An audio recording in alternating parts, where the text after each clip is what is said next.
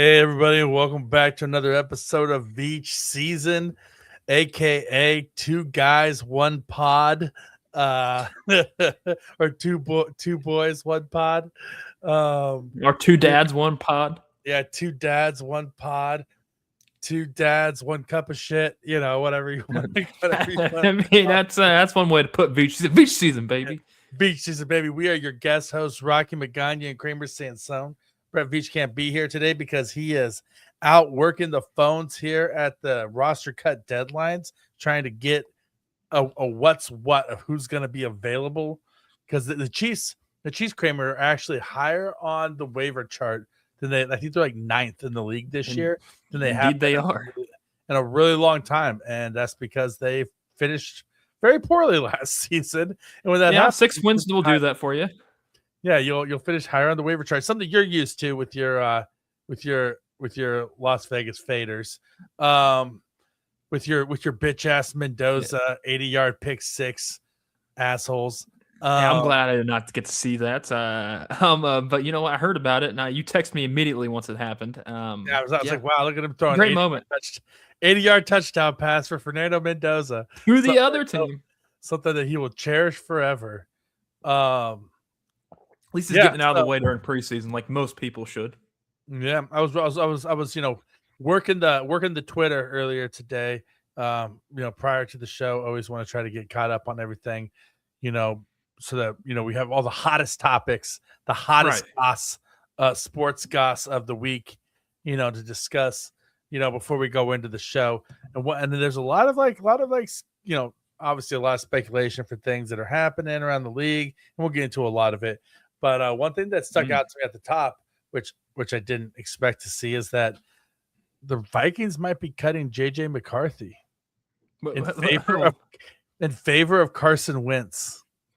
That's sad. That's very sad to say the least. Yeah. I mean, we all knew what JJ McCarthy was and who he wasn't. Dude handed off for a living in Michigan, and he was a first-round draft pick. So apparently, Rocky, if you and I were good enough to be a quarterback at a collegiate level, the highest level possible, I mean, heck, we could be handing it off and be first-round draft picks as well. Hell, we could sign an NFL contract and then say, "Fuck that, I'm going back to college." Yeah, exactly. There's a lot of people doing that too now. It doesn't even matter, right? And so hell, fuck it. Let's just. Could JJ go back to college? That's what I'm wondering. All right, we're gonna get into all that shit here in a minute. But before we do that, right, we're only gonna waste 3 minutes at the top here because otherwise we have a lot of shit to get into, and otherwise we have a 2-hour long episode, and you got a newborn baby to take care of, Kramer Sansone. Yeah, it's you are a father. A hot one. You are a goddamn dad now. Yes, sir. Your voice sounds deeper to me. Do you feel like you got a little bit more baritone to your voice, a little bit more command presence when you walk into a room? It might be that, or I'm sleep deprived, and that's why my voice sounds a lot more deeper now. So that could also be that case. But you know what, man? Yeah, welcome to the club, motherfucker. You're never sleeping again. You will never sleep again for as long as you live. This is your life, bitch. Thank God he's been sleeping in 4-hour spurts now. So it's like we've been catching up very, very quickly. And it's been, I tell you what, it's been a reality check, but I don't know what the hell I'm doing. And I don't think anyone else does either. And you know what? I'm having a blast doing it. Having a blast. Nobody knows what they're doing. You just do the best you can and you keep him alive, and you just keep doing that year after year. And you hope that someday he doesn't end up like Deshaun Watson. Oh my gosh! Well, I mean, Deshaun Watson isn't the QB1 for the Browns. I mean, I'd like them to be QB1 for the Browns or for any of the massage parlors out there. But still, that's we got shit to get into tonight. So before we do that, though, congratulations on becoming a father. Thank you, sir. Do you feel like when you walk into a room that you command more of a presence down, that like older men respect you more, that they see you, they see the dad vibe, like the dadness on like resting on you, and they're like, this man has been anointed with a lifelong burden. He is now one of us. I mean, I can't say I've been even out of the house that much. I mean, I've been in Nebraska Furniture Mart just to shop for the new place that we're moving into. But that's basically it. So I guess that adds up. That sounds about right. It's I'm starting to become a family man now, or a family guy. Everything you did before is done. Like that's it. Yep. This is going to become your oasis. Talking to me. It is what it is. I'm cool with it, man. Veach season, baby. Beach season, baby. Way to be a Beachy, baby. And we got a new Beachy in the world, Reese Bronson. Born Yes, we do. 15 pounds, 6 ounces, came out with a full nutsack hair and with all the adult teeth. I'll tell you what, dude. Them diapers. Whenever the blowouts happen, there's no joke. Thankfully, we never had anything so far leak out of the diaper. But dude, this one we cleaned up. It was everywhere. But thankfully, the diaper held on. That's good. That's good. Yeah, no, you'll definitely get those blowouts. And what I tell you about that black tar shit right when they come that's out? gross.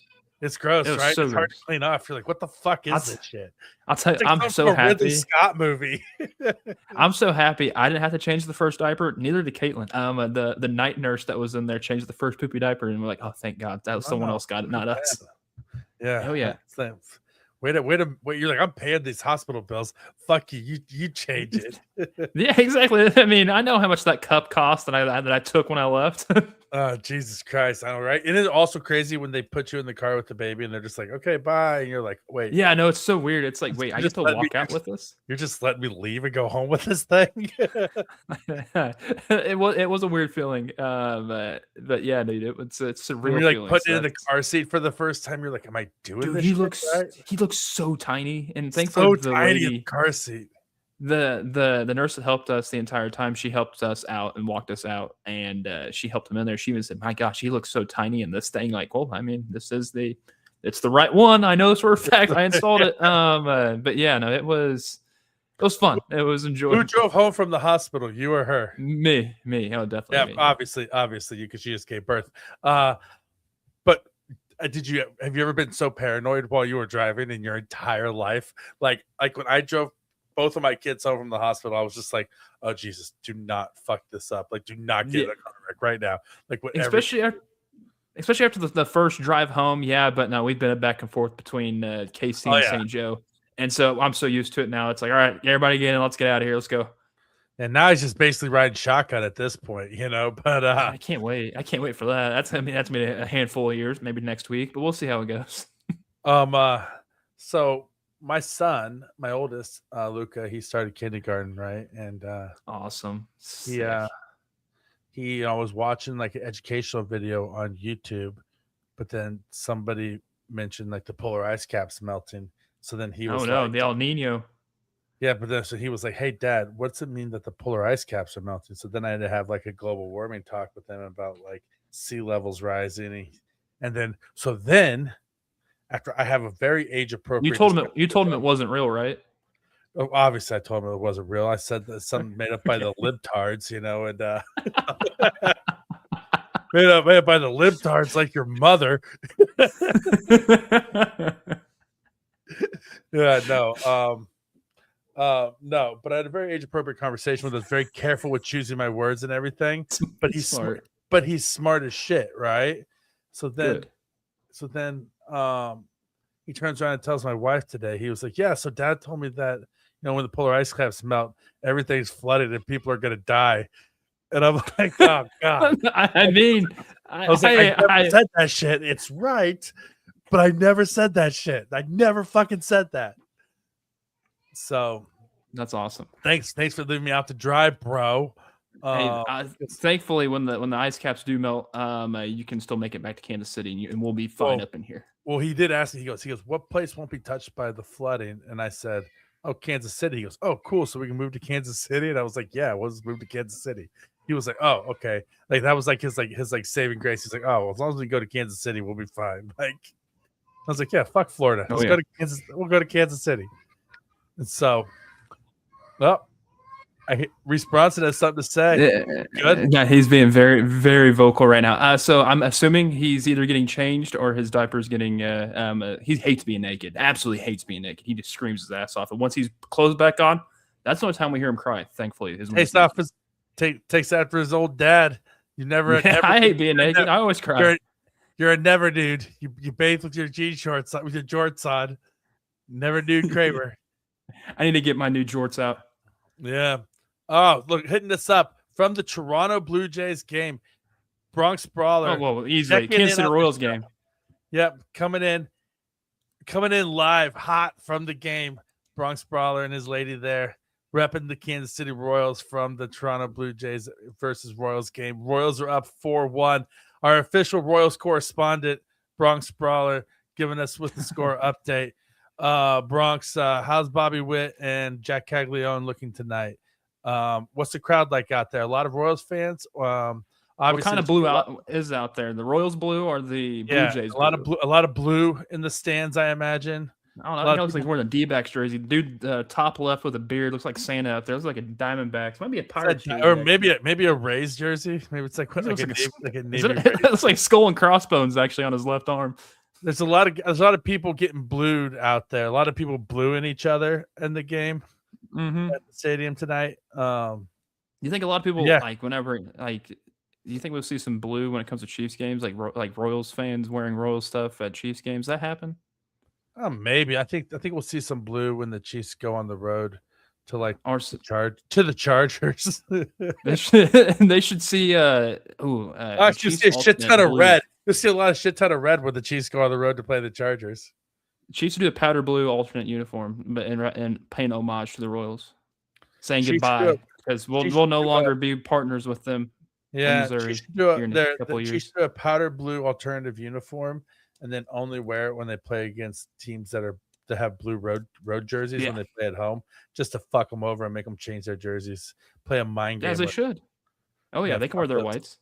Yeah, make them wear their whites, or make them wear the whitey tighties. In the words of the Big Lebowski, it's the ringer, dude. The dirty whites.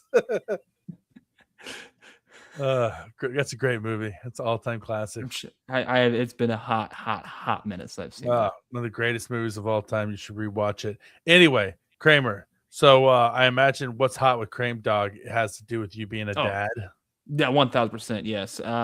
What's hot with Crame Dog? Reese, my baby, born 2 Thursdays ago. 2 Thursdays ago on the 13th at 8:12 in the morning. It's a hell of a morning, but man, it happened. 7 pounds, 13 ounces, 20 inches long. Dude was a stud. And at 7 pounds, 7 pounds, 13 ounces. Isn't that what Baby Jesus was born at? In Talladega Nights? In Talladega Nights? Is that he might be. I don't know. I have to. Is Reese Bronson our Lord and Savior? He could be. He's the second coming. He's going to be an absolute stud quarterback if I do let him play football. But no, he's going to be a badass basketball player, baseball player. He's going to be a sweet third baseman. Oh yeah, he's going to have a cannon. I want it. I don't have an arm whatsoever. I mean, I have 2 arms, but I don't have an arm for baseball. I hope he gets. Hope he develops that. Like I've never been like I'm so proud of my kids, both of them, and my older son Luca is just a phenomenal soccer player. But we ran into 2 of his friends. Turns out there's two kids that are in his kindergarten class live in our neighborhood. We ran into them at the community pool here in our neighborhood, and so we had this slingshot that we bought them in Mexico, and I had these little rubber duckies, and I was just like whipping them with the slingshot all around the pool and making them go like chase after them and like swim after them. Nice. And I launched one of them like all the way over the pool into like the kiddie splash pad. And there's these two twin boys, Jagger and Jordan, and I fucking kid you not. I don't know which one of them was because they're identical twins, but both of them on different occasions went over, got the rubber ducky, and threw it back to me on a line. And I was like, no kidding. Their dad was sitting. I was like, holy shit, your kid's got a cannon. He was like, yeah, they're getting ready for baseball. I was like, I've never been jealous of a dad in my life, but like. He has twin boys, both with just rockets for arms at age 5. That's awesome. Oh man, that's so cool. I can't wait to get a ball in his hand, play catch with Reese. Cannot wait for that. Yeah, no, it's gonna be awesome, dude. I can't wait to hit dingers off of him when he's throwing me pitches. Oh yeah, always take him yard. Just let him. No matter what. Keep him humble. Never take it easy on him. Like listen, if you're the best player in your league, then you're in the wrong league. That's how he should feel every single time. So he should always feel like he's like trying to get better and go against people who are better than him. Otherwise, he's never going to improve. Craig says, I can't hear a damn thing. Might have had a few beers. Catch up soon. Definitely only Royals fans here. Craig having a few beers. That's a shocker. Never would have. Look at those eyes. That guy. Look at them eyes. He's drunk in that picture. Never ever would have guessed it. Not in a million years. Jesus Christ. It's good he's back stateside. Well, I mean, not stateside, but I mean on the right side. Good he's back in the North America side. There we go. He's back in North America where he belongs. Goddamn Canadian, we love you. All right, I want to so before we get into anything serious, first thing we should probably do is check the comments because we have not. We haven't done that. There it is. Haven't done that in a hot second. So let me just go ahead and bring up our old comments here for. While you're doing that, I'll bring up the YouTube side of things. All right, let's get here to Foolish Club Media, and we'll scroll on down. Probably got to scroll a little wise to get to Veach season because we were out. There's the post. I'll tell you what, you've been your post game stuff, excellent. Oh, thanks, bud. Yeah, do my best. Oh, Brian, the original Brian 1.0 left a comment. Leave it to the Raiders fan to ask for players to be nasty all the time, including against their own team. I mean, gotta have that dog, man. You gotta have that dog mentality. Brian's basically saying, "Go fuck yourself, Kramer." I know. But you know what? I will not. I will not fuck myself. I will continue to fuck my wife. Thank you very much. I'm having trouble trying to find the live feed from our last show. Let's find it. Let's find it real quick. There it is. Nothing. Not even no. We have 3 likes. Let's get a like right now. If you're listening to this video on YouTube, or if you're watching us on Twitter or X, whatever you want to call it, hit that repost button, like it, and subscribe, and do all the fun stuff. Because guess what, guys? Veach season now brought to you as part of the Believe Network. We have moved on to bigger and better things, and we are believers in the Believe Network. And so we are. And so we have a new company paying the bills here. I mean, obviously, we're still also sponsored and brought to you by Kingdom Customs. Of course. Shout out Walt. Customs. Always with the best gear, best swag goo you'll ever get this side of the Mississippi, the other side of the Mississippi, this side of the Pacific, the Potomac, the Delaware River, the fucking Niagara Falls. Any which way you cut it, you slice it, you scoop it, you shoot it, you snort it, you fucking mainline it, doesn't matter. It's the best shit you're ever going to get. Is Kingdom Customs, right? Kingdom Customs, baby. And so we love you, Walt. Thanks for your continued support and sponsorship of the program. And you know what? Today's segment's to be called is brought to you by Kingdom Customs, and it's called "Shit That Walt Would Never Make." Okay, all right, okay. Let's see. Today's entry sponsored by Kingdom Customs. The shit that Walt would never make is this new era Kansas City foodie trucker hat that, as described, says sometimes there's a dish that's so that means so much to an area that you can't help but just wear it on a hat, and because it epitomizes the culture of the city. That's the hat. That's the description. This hat. That's gonna be. This is on New Era. This is on New Era. This is on the NFL shop right now for Kansas City Chiefs. So I could buy this set hat we're about ready to dissect and look at. Yep, you can buy this hat today. And shout out to Eric Stone Street. He was the first person I saw talking shit on this on Twitter and brought it to my attention. But here we go. Oh no. No. You might not be able to see on the screen here, but that is like macaroni with some kind of dark macaroni sauce. Yeah, it's macaroni. That right there, that's a layer of macaroni with like dark sauce. And then are we known for macaroni? Fucking find out with like onion rings on the top and like hot fudge, like some sauce on it. Like, is this supposed to be Skyline Chili? Did they get the wrong fucking city? Oh no! Oh, it's supposed to be like they put fucking Skyline Chili on the Kansas City hat. I'm curious now. You say that. I'm wondering what the Bengals hat is. I'm gonna look it up while we're talking. This is like bad. A fucking like a fucking slab of ribs. Yeah, wouldn't that be something? But like, I've never seen any barbecue joint. That's what they're trying to do is barbecue here, right? Like they're trying to do like the guess barbecue s. like I shit you not. That's macaroni. That's macaroni on that image. That's bad. Like that's terrible, dude. Like how can one approve this? I have no idea. Let's see. Does it get bigger if I do this? Like, all right. Oh god. Oh, you're gonna hate this, Rocky. You're gonna hate this. All right, let me see. All right, add your screen. We'll remove this screen. Here we go. Those of you listen on the podcast, it literally looks like a hat with Skyline chili on it. Dude, look at this hat. One. It's the same hat. It's the same hat. It's the same fucking hat. Is it? They have the same image for every single town? Okay. What I'm curious is now, can you still see what I'm doing on the screen? Is it moving? Yeah. Try to find like a Raiders hat and see if it's the same hat. Let's go to shop. They just put the same goddamn image on every single. Let's just go to Falcons. Like Falcons definitely wouldn't have it, right? I don't know, man. Macaroni and cheese is soul food. That's true. Good point. This might be inconclusive. Like go to Buffalo. Like they have anything but buffalo wings on Buffalo's. That I don't even see like a hat that they've done for Atlanta. It was like I searched Buffalo. I searched for like trucker hat or something like that because that's what it.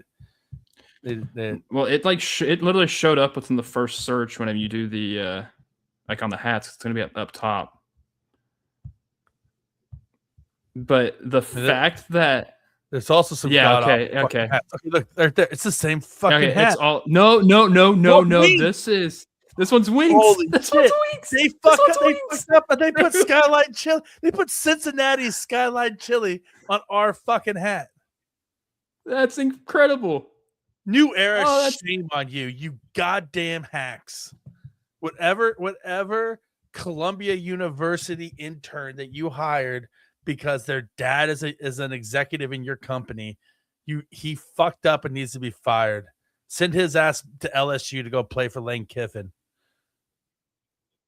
Jesus Christ. Like, how the fuck is this Kansas City? I'm going to see it.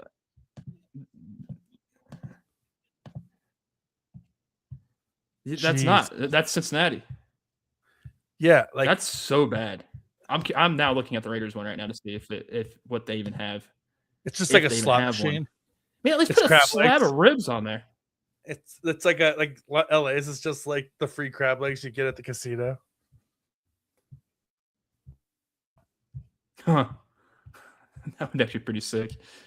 I don't see the Raiders one. Let's add you to stage so people can see you scrolling. Yeah, no, Raiders don't have one. Also, New Era has some real god awful looking hats. We don't need to be doing that. Are fucking terrible. Fuck New Era. This gray one's pretty sick. Which one? I don't know. Fuck. That's bad, dude. Like literally, they share. No. I'm talking about like the Cincinnati Bengals and the Chiefs share the exact same hat logo. That's funny. That's. I'm glad we were able to figure that out. Investigative reporting right here on Veach season. Yeah, deep investigative reporting right here on Veach season. You heard it here first. Live reaction too. Fucked up and put Cincinnati's Skyline chili on the Chiefs hat. Jesus Christ, New Era. You ought to be ashamed of yourselves. New Era makes crappy caps anyways, so let's be honest. Listen. New Era, listen, I thought that Jed York fucked up this week, but Jed York didn't even fuck up on the scale of New Era. And Jed York showed up at a trailer park to pay $140 to have sex with the lady at a gas station because that's only people who live in the trailer parks.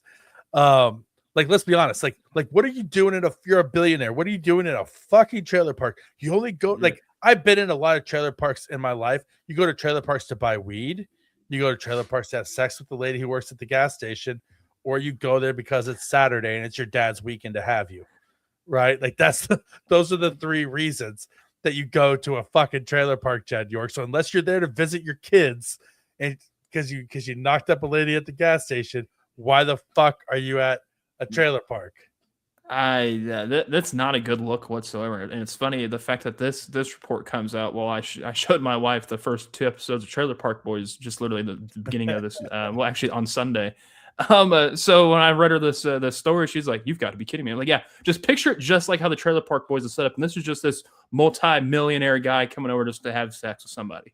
Multi-billionaire. And listen, apparently, hey, he filed for divorce with his wife in May. Apparently, he's not handling the divorce well because he's going downhill from here.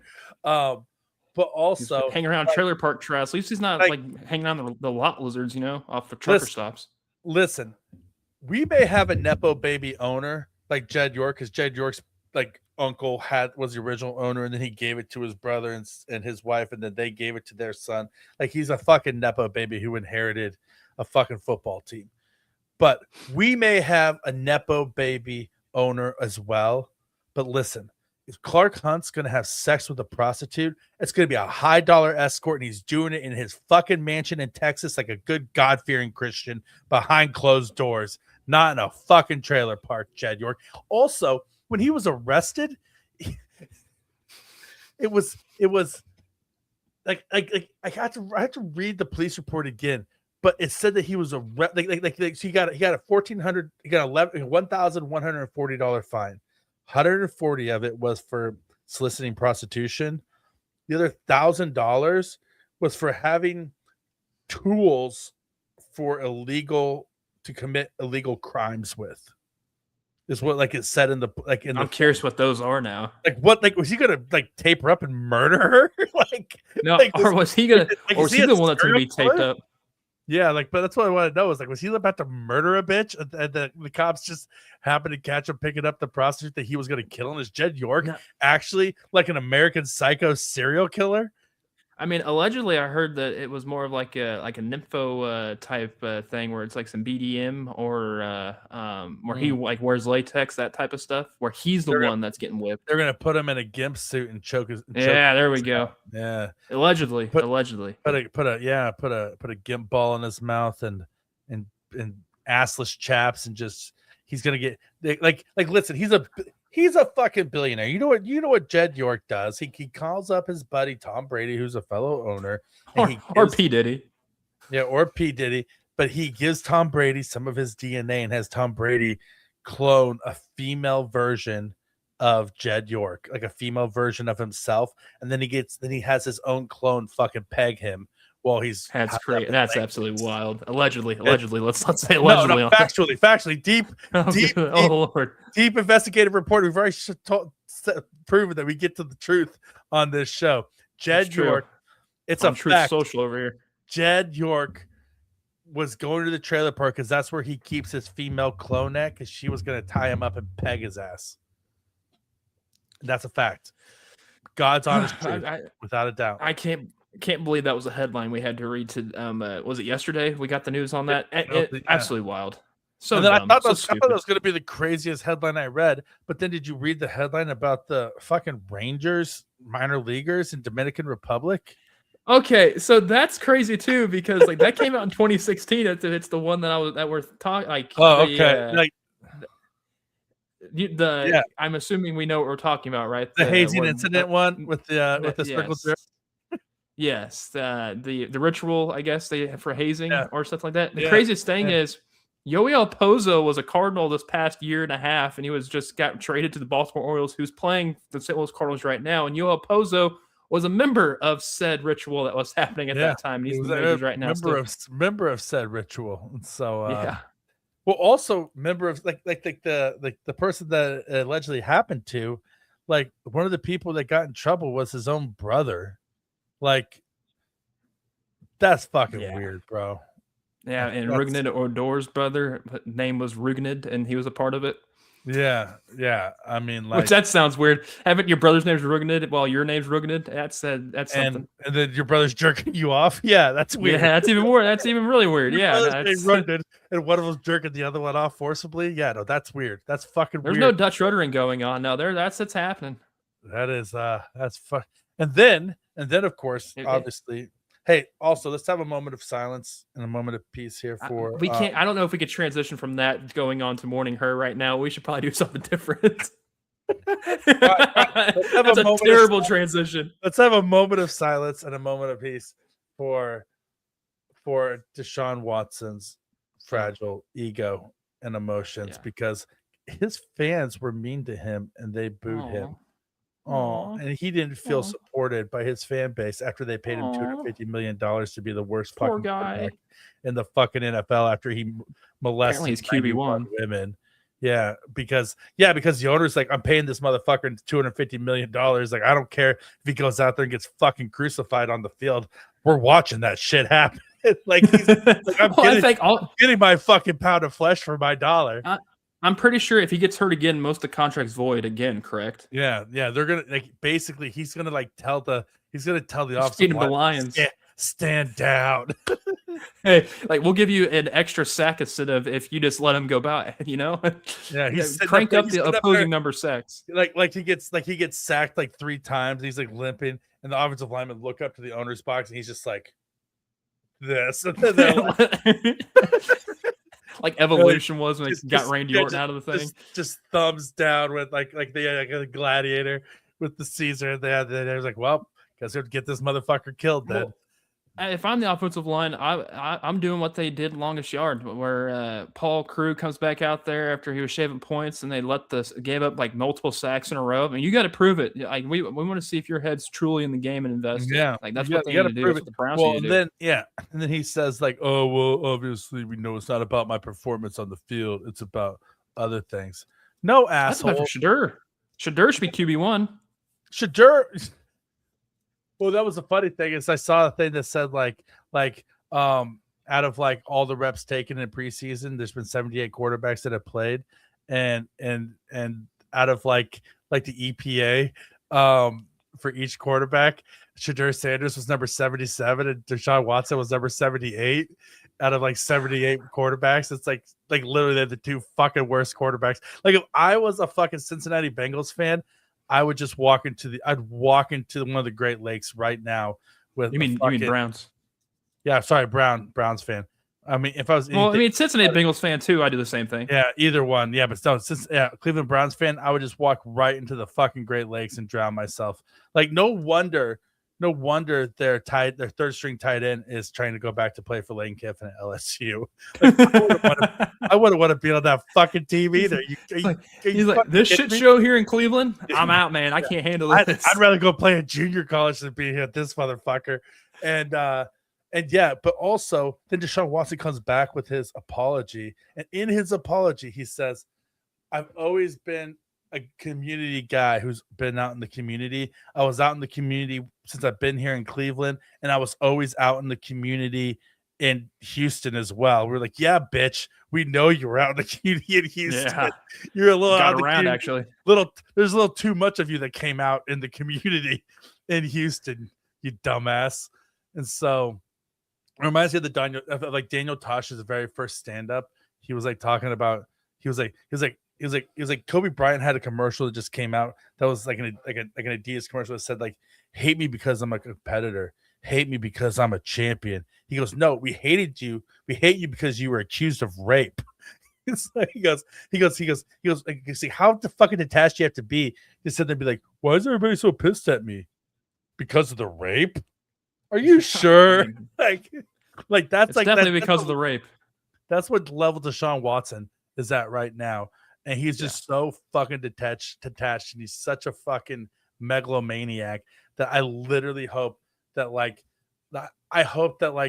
a raccoon bites his dick off in his sleep, chews it up, and then regurgitates it back into his mouth like a baby bird, and that he gets salmonella poisoning and shits his intestines out. I mean, that would be cool with me. I just don't understand how he's able to be QB1 in Cleveland. That's what I don't understand. It's what There's have we seen in the last 5 years?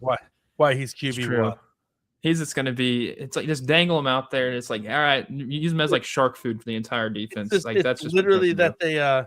It's literally that they don't give a shit about him and they don't believe in Shedeur, so they're like, fuck it, we're fucked either way. Who cares? No kidding. And I saw somebody post online that like the conspiracy theory is that because the Browns start the season off with 2 road games, that they're like, well, they don't want Deshaun Watson to get booed in front of his home crowd, but since they're playing on the road, that they'll give him 2 games to like prove himself on the road before he has to come home and get booed, and then they'll decide if they want to switch to Shadeur or not. I'm like, literally, if you're afraid of playing your quarterback in front of your home crowd, you're a failed organization. Like, you should just quit. Just quit playing football. Forfeit every game. Texans had the finesse of the century, shipping his ass out and sending it to Cleveland. Oh my God, seriously, it's insane. All right, but on that note, going from one, thing to another, we do have to have an actual moment of silence, Kramer. Mm-hmm.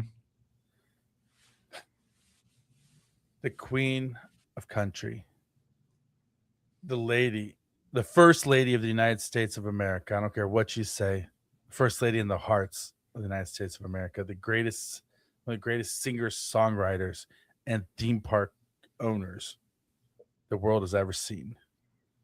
Dolly Parton passed away at age 80 tonight. And that woman was a goddamn American treasure. And so pour a little bit out for Dolly. We know you're up there wherever you are, Dolly. We know you're rhinestoned the fuck out with a big smile on your face, with big hair, big boobs, and a big personality. And we salute you, God damn it. You were the best of us. All I know is I do appreciate driving down I-70 and always seeing a billboard of Dolly Parton basically saying read more books. And that's one thing that she obviously advocated for, is people to read and read and read. And that's what she wants to be known by and be remembered by too. So it's like not just for the good looks and everything else, but just because of the fact of getting people to read, which, like, she's awesome. It absolutely sucks because, like, my wife was just coming in out of a nap after that, and I was like, oh my gosh, you do not want to check social media right now. And she's like, what? And I was like, Dolly Parton passed away. She's like, oh no. I wonder if it's because of the broken heart. I mean, her husband just passed away, I think, like a year and a half ago. So it's like, it absolutely sucks. And they'd literally been married for like 50 years, 60 years, something like that. Yeah. And like, if you ever see her husband, like if you ever saw 2 more opposite looking human beings in your life, like he was like as plain Jane as they come, like a dumpy old looking man, and she loved him through and through. And he was there like back before she was big, and they loved each other their whole lives. So something to aim for, Kramer. No, of course. It absolutely sucks. Dolly Parton passed away. Yeah, absolutely sucks. R.I.P. Queen. R.I.P. Okay, so jumping in real quick. All right, the next big story, Kramer, obviously is college football players returning. We touched on it a little bit, but college football players returning back to college after signing NFL contracts. And the Big Ten came out today to say that, like, if any program fields a player that has previously signed an NFL contract, that the coach is suspended for half the season, and other seasons will come. Yeah, which is good. And then the SEC said that they strongly condemn it, but they haven't come out with any language like that, because meanwhile, Lane Kiffin is on a nationwide tour saying, give me all the ex-NFL players. Yeah. I'll play whoever the fuck I want. He said sometimes when you're chasing greatness, the line between being a hero and a villain is very small. Only if you're a fucking asshole. Yeah. So do you know how you know how during like NFL training camp wise, where like NFL Network would go on the bus and go tour to tour to each location? Is that Lane Kiffin going to each and every single one this year? The LSU all paid for inclusive. Let's go to all these teams. Just dropping NIL money left and right. And like Todd Monken, the head coach of the Browns, that God bless his heart, said that did you see his press conference? He said, when they were asking about, he's like, listen, I don't know what in the hell is going on. This is the craziest shit I've ever seen in my entire life. He goes, I was wondering why Lane Kiffin called me 2 weeks ago, but I didn't answer or call him back. He goes, I guess I fucking know now. I just think it's crazy how guys that just got like the taste of the pros now want to go back to the college level. Like, I mean, there's always the UFL is what it is, like the spring league. Like, they can always do that. Like, they just want their cake and eat it too. They're like, oh wait, I still want to be rich and I want to be a big deal, but I don't want to have to dedicate myself to the game to the level that I have to or compete at a higher level. So I'm just gonna fucking go back to college.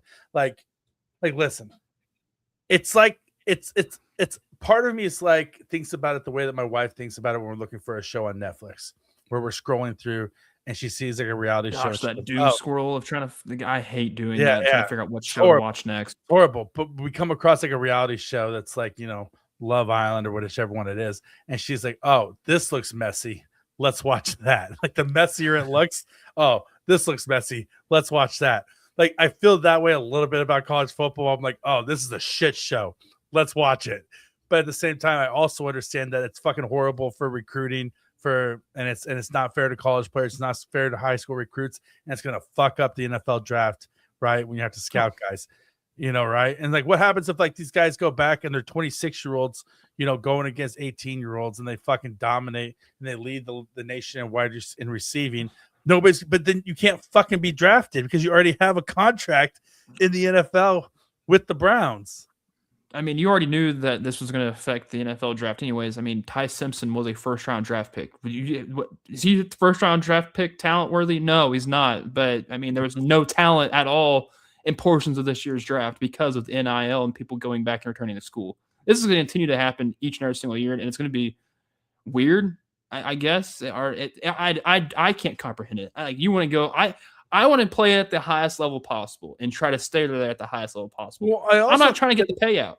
Yeah, no, and it's also short-sighted by the players and the universities. I think like Lane Kiffin, who won because Lane Kiffin wants a money grab. He wants to like fucking win a championship now. Well, yeah, fuck out and do what you can to win or whatever, right? But like the players are short-sighted because you're trading like one more year of college football to fuck up your possible NFL career forever because no team's going to want you, right? Like you're going to get blackballed.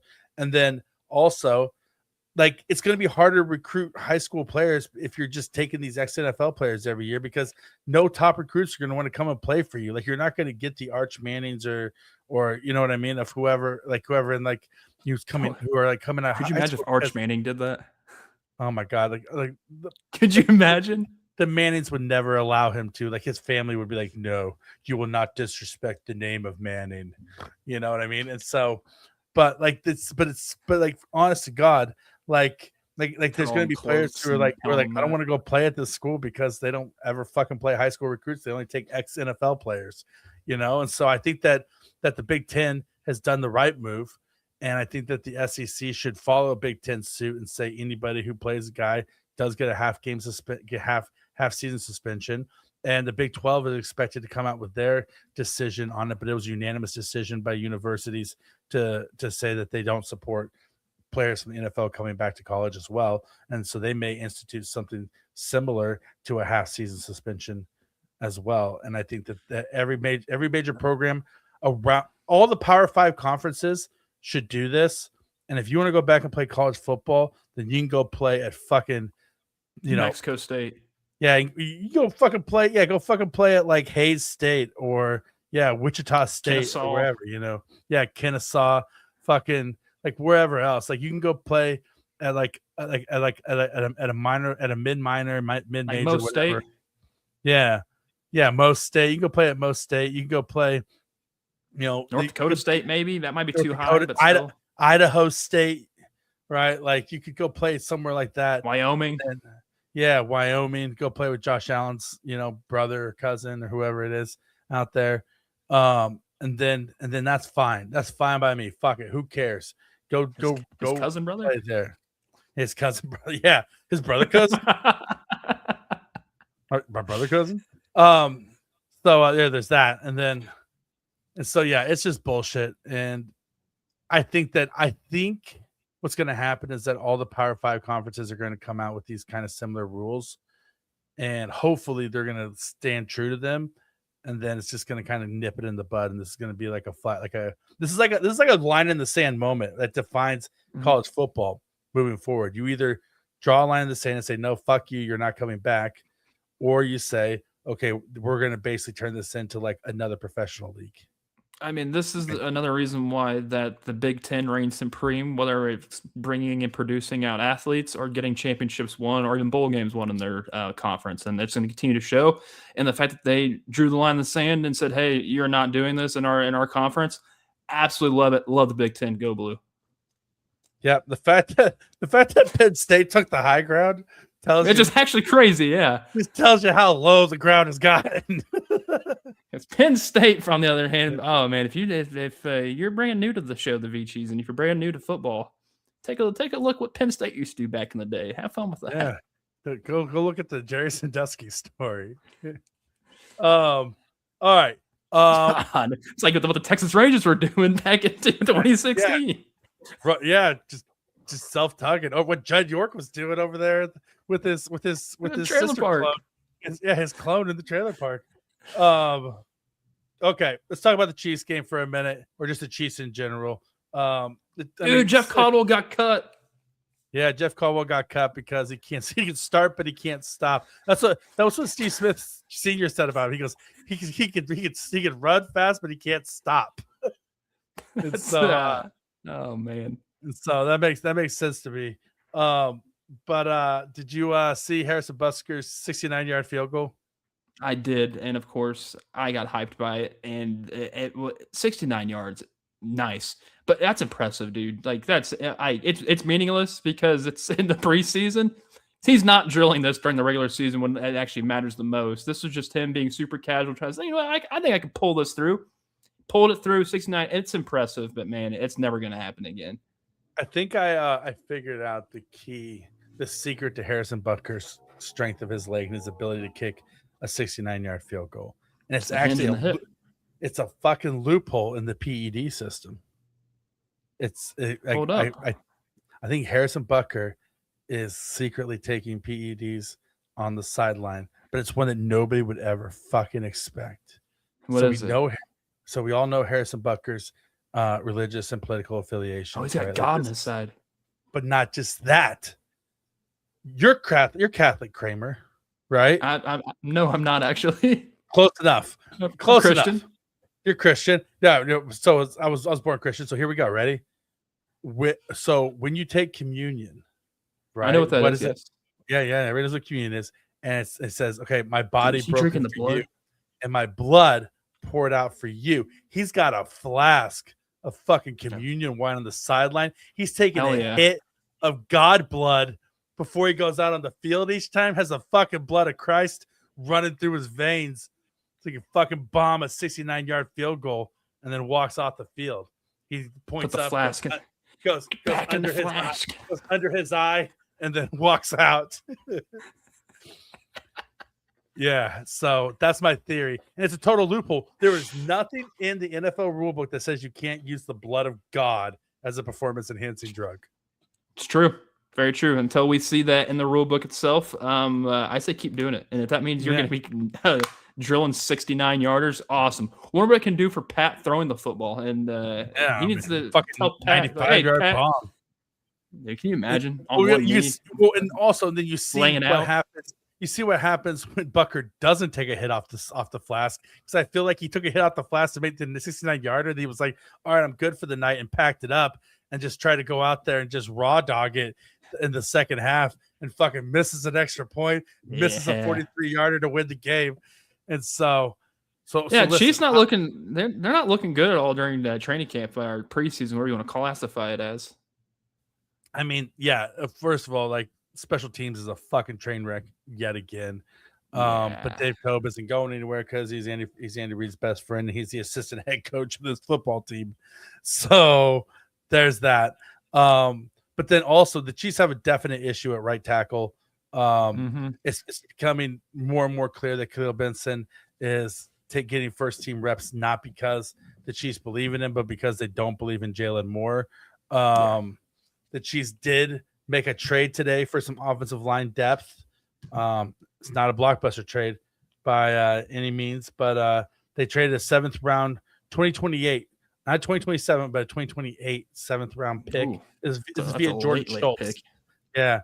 To the Giants in exchange for Josh Ezeudu. He's played 33 games at both mainly at guard, but a little bit at tackle. Started a game at tackle in 2024 against Philadelphia. And so our buddy Caleb James over at Arrowhead Pride is working on a breakdown of him right now and watching his tape. So I'll be looking out for that to see what he thinks of him. I don't know a lot about the player, but it's not a good sign when the Chiefs are trading for offensive line depth this late in the game. And like, here's my issue. Mm-hmm. I said this in the post-game show after the game last week, is that like Andy Reid was an offensive lineman and an offensive line coach. Andy Heck is supposed to be a really good offensive line coach. But it seems like every other team in the league is able to figure out putting together 5 players on the offensive line, except for us. We're always a fucking right tackle short of having 5 guys on the line. And like Chew Godric has been in this program for how long? 4th, 5th year in Kansas City. Yeah. Like Chewy's not it. Ethan Driscoll's still on this team, and he ain't it. Estepola's still on this team. He still ain't it. He's still in it. Hunter Norzard is on this team. He still isn't it. Mike Caliendo's on this team. He's not it. Like there's no right tackle who's a starting caliber player in the NFL on this team right now. And it's scary because the running game is going to help keep pressure off Pat, but you can't put Patrick Mahomes out there on the field for 17 games with Jalen Moore or Khalil Benson. Like Khalil Benson looks like Kingsley Suamataia did his rookie year right now. Like, he is not ready. Have we seen Kingsley play right guard yet? Have we at least seen him, not right guard, right tackle? Have we seen him at least try to do that? No, we have not. We haven't seen. Could that be an option? Right guard either. Yeah. And so, I mean, he did come in the league as a tackle. Yeah, I know. That's what I'm trying to say. Like, he couldn't pan out in left tackle. Clearly, that we saw that it was saloon. So what you're saying? You move Benson, Pole, or Moore into left guard. And you move Kingsley to right tackle. Yeah, I mean, that could be a fix. I mean, or it could be like just throwing the flex tape on the side of the boat so it doesn't like keep water from coming in. But I mean, it's just, this isn't good. You would expect the Chiefs to at least have this ironed out, make this the most important thing in the world, but clearly they didn't. Even though when they brought in Jalen Moore last year, I mean, it was a team-friendly contract of having him. It was just a big if. He was a big if last year, and he played some meaningful games. And now we're at the point where it's like, oh God, we don't know if he's even going to be a starter now.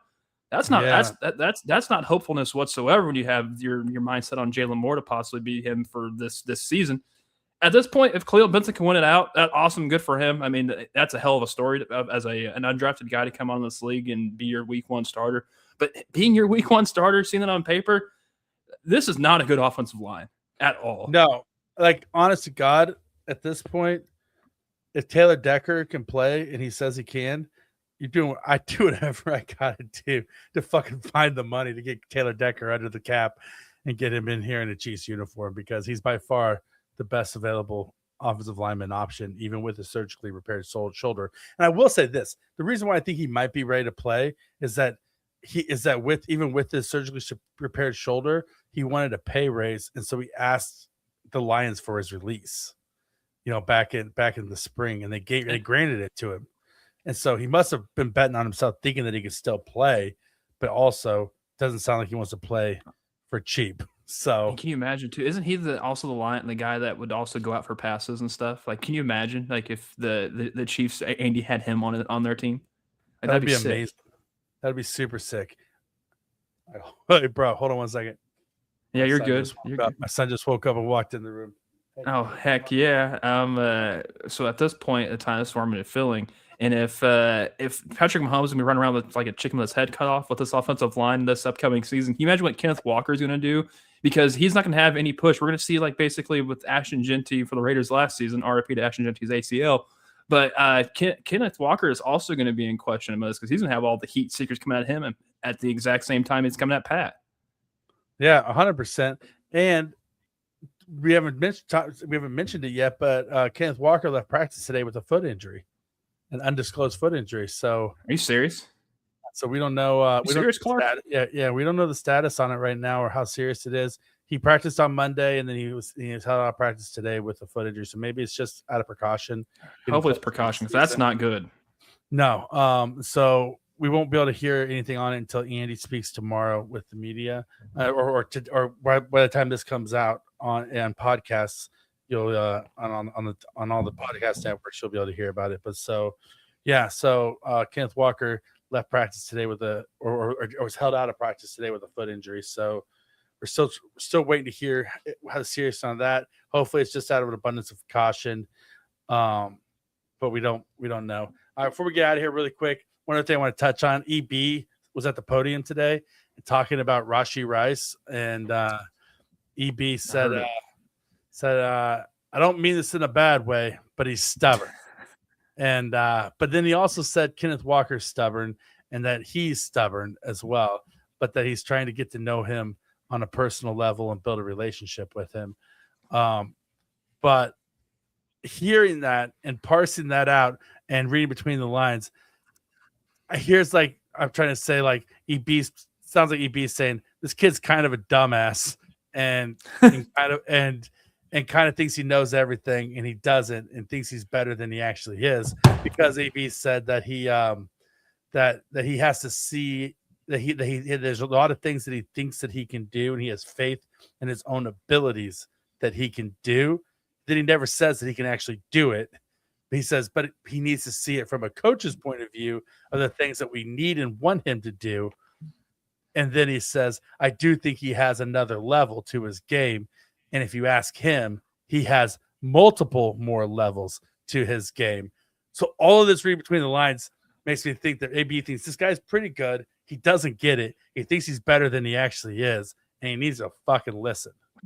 What I'm taking from this is Eric Bieniemy can't stand Rashee Rice at times, but he tried to save his ass by saying the exact same thing about Kenneth Walker. You already know Eric Bieniemy and Kenneth Walker probably are like this at this point in time, because Kenneth Walker's running back. What was Eric Bieniemy? Running back. I mean, running backs coaches everywhere and anywhere and everywhere.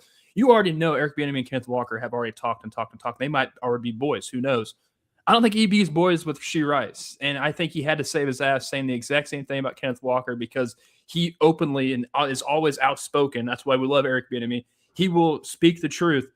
He thinks he's a dumbass. He really does. He really thinks Rashee Rice can't handle this. Maybe he can't. He thinks that Rashee Rice has talent, but he needs to get out of his own way. Like, that's what I think. Hell yeah, no. He's a fucking idiot, and he is a fucking idiot. Like, we've been saying this now for years. Yeah, you don't get into the trouble that Rashee Rice has gotten into with the driving, and then get put in jail in the offseason right after you have a knee injury to rehab your knee in jail. Those are back-to-back dumbass moves. Like, until you show me that you're not listen, he's still a young kid in my book, right? Like, I'm in my 40s. I remember being in my 20s. I did a lot of stupid shit. But I was also a dumbass at that point. I was a stupid dumbass in my 20s. And Rashee Rice is a stupid dumbass right now. And he needs to fucking figure the shit out. He needs to piss or get off the pot. Piss or get off the pot. And last thing before we get out of here. Did you see FAU's sack during the game? Dude, he remembered his sack celly, dude. Yeah, he remembered his sack celly. And did you see Tamba Hali tweeted after the game? Now, that's what I call a sack, because if you remember, FAU works in the offseason in jiu-jitsu and hand fighting with Tamba Hali. And two things. FAU looks bigger this year, doesn't he? He looks like thicker. Stop. FAU is going up against 3s and 4s. Let's just pause real quick. I don't know. I think FAU might have some upside. And listen, when I say FAU has some upside, I'm saying he might have a 5-sack season. Oh wow, no, that's gigantic leap, but dude, if we think he's gonna have 5 sacks this season, that's all pro numbers for him. If FAU gets 5 sacks this season, he may still be in the league after this year. That's true. I mean, I would hope, but he maybe not in a Chiefs uniform. I'm curious to see what happens. His trajectory coming into the season was that he would probably be out of the league after this year. Let's be honest. Like, based over under 2.5 sacks. I think that's where we're setting the line at. It has to be over under 2.5, and I'm taking the under. I'm taking the over. Ooh, optimistic, Rocky. I think he's gonna get 4 sacks this year. Oh, but if he doesn't hit 5, he ain't in the league next year. That's rough. Yeah, he might still be in the league next year at 4. I don't know, but I'm saying I think the FAU is okay. Does FAU have more sacks? Do they have more sacks than Chris Jones? No, not even close. Wasn't like a 10-week stretch Chris Jones couldn't get a sack last year? Yeah, but that was because they had no other help other than George Karlaftis. I mean, R. Mason Thomas looks pretty explosive so far in the preseason. He's getting like I watched every single snap, every single passing snap of R. Mason Thomas's after last week's game, and he literally won every single rep. He was I'm probably going to eat a big L on R. Mason Thomas this year if he keeps up going this way, because he looks like that, like a pass, like the type of explosive speed rusher that the Chiefs haven't had in a long time. That's good. They need that, and I'll eat that well because I'm still not a fan. I'm still not. I want to see it happen week 1, week 2, and week 3, week 4, week 5, week 6, all the way through week 18. This is all still preseason. None of this is real until you do it in the fucking regular season.